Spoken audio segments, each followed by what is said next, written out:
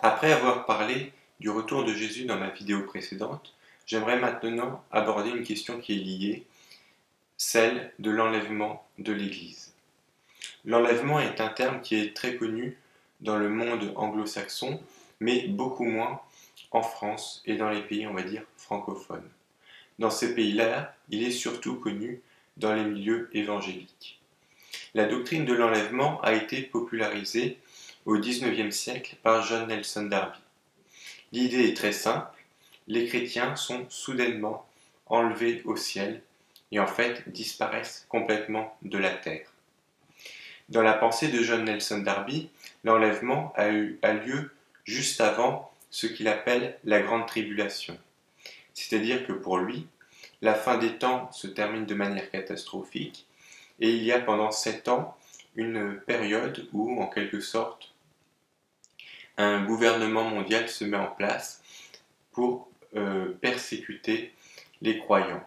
Mais, juste avant ces 7 ans, tous les vrais chrétiens, l'Église, vont être enlevés au ciel et donc échapper à ces tribulations.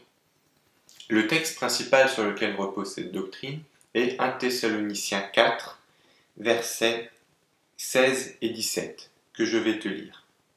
Car le Seigneur lui-même a un signal donné, à la voix d'un archange, et au son de la trompette de Dieu, descendra du ciel, et les morts en Christ ressusciteront premièrement.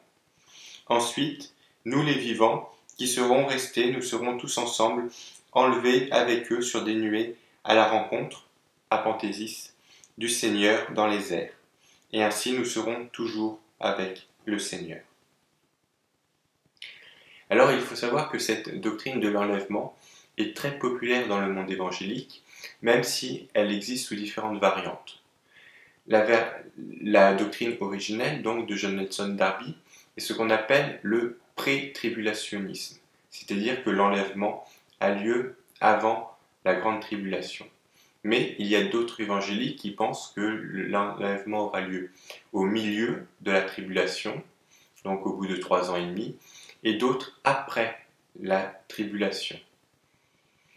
De mon côté, je n'adhère à aucune de ces conceptions, et je pense au contraire que cette doctrine que ce passage n'a rien à voir avec la doctrine de l'enlèvement professée par John Nelson Darby, et c'est ce que j'aimerais t'expliquer dans cette vidéo.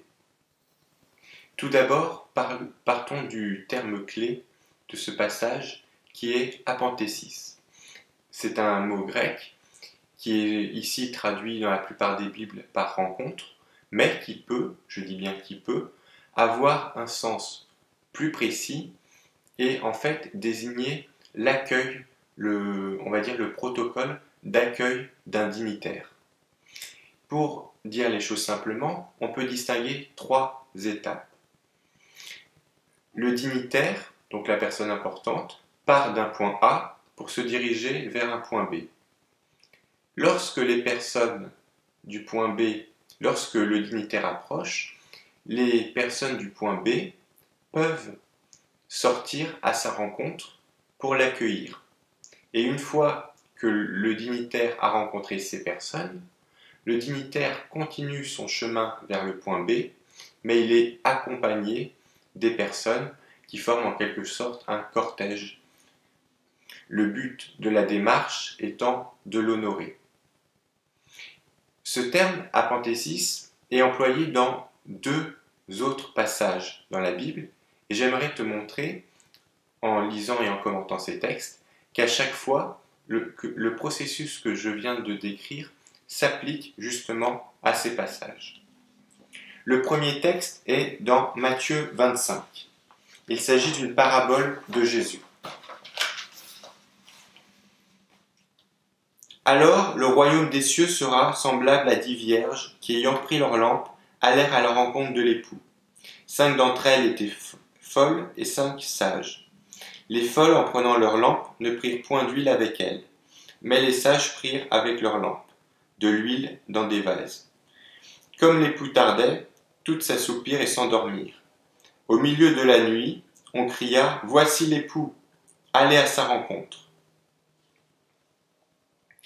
Donc ici dans ce passage, nous voyons des vierges qui veulent attendre l'époux pour aller à sa rencontre. Ici, le dignitaire est donc l'époux. L'époux se dirige vers le lieu de noces. Puis, les vierges apprennent que l'époux arrive. Alors elles se lèvent et vont l'accueillir. Mais l'époux ne fait pas demi-tour. Il poursuit son chemin vers la salle des noces, mais accompagné des vierges. Ainsi, le but de cette apanthésis était d'honorer l'époux.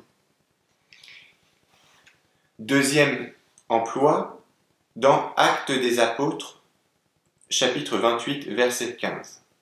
Cette fois-ci, c'est Paul qui arrive avec Luc en ville, et les chrétiens l'accueillent. De Rome vint à notre rencontre, à Panthésis, jusqu'au forum d'Appius et aux 3 tavernes, les frères qui avaient entendu parler de nous. Paul, en les voyant, rendit grâce à Dieu et prit courage. On retrouve à nouveau les 3 étapes. Paul et Luc se dirigent vers Rome, et les frères, donc les chrétiens qui sont à Rome, apprennent leur venue. Pour l'honorer, ils sortent à leur rencontre, mais ensuite, bien sûr que Paul continue son chemin vers Rome, accompagné cette fois des frères. Maintenant, revenons au passage qui décrit de 1 Thessaloniciens où Paul décrit l'enlèvement.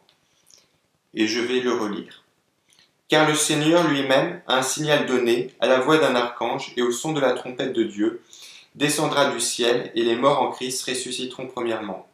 Ensuite, nous les vivants qui serons restés, nous serons tous ensemble enlevés avec eux sur des nuées à la rencontre, à Panthésis, du Seigneur dans les airs. Et ainsi nous serons toujours avec le Seigneur. Ici, nous pouvons à nouveau retrouver les 3 étapes. Jésus revient et les chrétiens vont à sa rencontre. Mais lorsqu'ils vont à sa rencontre, ce n'est pas pour partir dans les cieux, mais c'est au contraire pour accueillir Jésus et l'accompagner dans sa venue sur terre. Ainsi, pour conclure cette vidéo, je dirais que pour moi, ce qu'on appelle l'enlèvement n'est en fait pas un enlèvement, mais on doit plutôt comprendre ce passage comme en fait un accueil d'honneur qui est réservé à Jésus. C'est-à-dire que quand Jésus reviendra sur terre, l'Église, les chrétiens seront là pour l'accueillir. Il n'est donc absolument pas question de fuir la terre. Si tu as des questions ou des remarques, n'hésite pas à me laisser un commentaire et moi je te dis à bientôt pour une prochaine vidéo.